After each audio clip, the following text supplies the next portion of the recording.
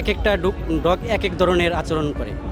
যেমন এই ডগটা আছে যে বসে বসে পড়ে, আবার আছে যে এই যে পা দ্বারা আশ্রায়, আবার আছে যে ওই শুকে।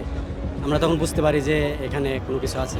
বেসিক্যালি ইউএস এর টেকনোলজি, ইউএস এর ম্যানুফ্যাকচার একটা রোবট। এটাকে আইকোর বলে আর কি। এটাকে আরওভি বা রিমোটলি অপারেটেড ভেহিকেল বলে। এটা আসলে যদি এরকম কোনো সাসপিসিয়াস ডিভাইস পাওয়া যায় যেখানে আমাদের রিমোটলি কাজ করা প্রয়োজন, সেক্ষেত্রে আমরা রোবটের মাধ্যমে ওই সাসপিসিয়াস ডিভাইসটাকে আমরা নিষ্ক্রিয় করার কার্যক্রম করতে পারি এই রোবটের মাধ্যমে।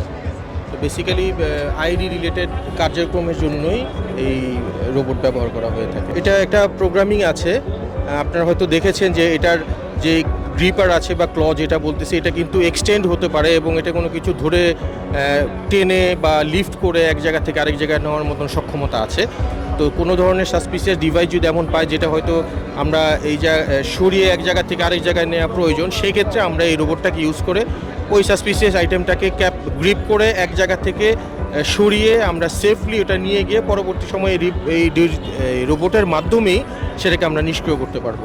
এটা আমরা ইতিপূর্বে বেশ কয়েকটা ঘটনায় আমরা এই রোবটের ব্যবহার করেছি এবং সফলতার সাথে এই রোবট ব্যবহার করা হয়েছে উইথ জিরো ক্যাজুয়ালিটিস। এটা জার্মান শেপার্ড, এটা ডগটার নাম হলো উইং।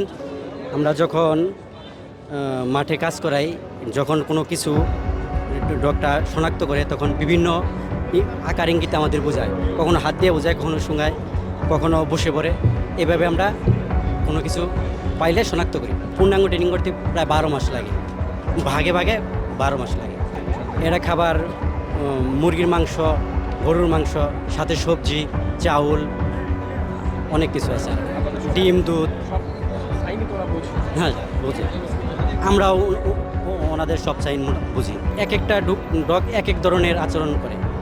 যেমন এই ডগটা আছে যে বসে বসে পড়ে, আবার আছে যে এই যে পা দ্বারা আশ্রায়, আবার আছে যে ওই শুকে। আমরা তখন বুঝতে পারি যে এখানে কোনো কিছু আছে।